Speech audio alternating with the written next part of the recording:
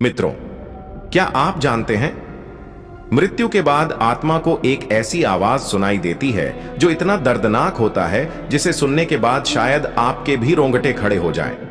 दरअसल गरुड़ पुराण कहता है कि मृत्यु के बाद चिता जलाई जाती है तो उस समय आत्मा अपने शरीर के इर्द गिर्द ही भटकती है और अपने शरीर को जलते हुए देखती है।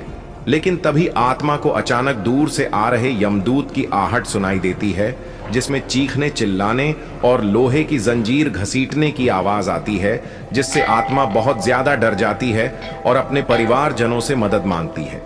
लेकिन उस वक्त आत्मा को ना तो कोई देख पाता है, ना ही कोई सुन पाता है, और तभी यमदूत आत्मा को घसीटते हुए यमलोक की ओर ले जाते हैं। सोचो, अगर तुम्हें अपनी ही चिता की आवाज सुननी पड़े तो क्या तुम उसे सहन कर पाओगे?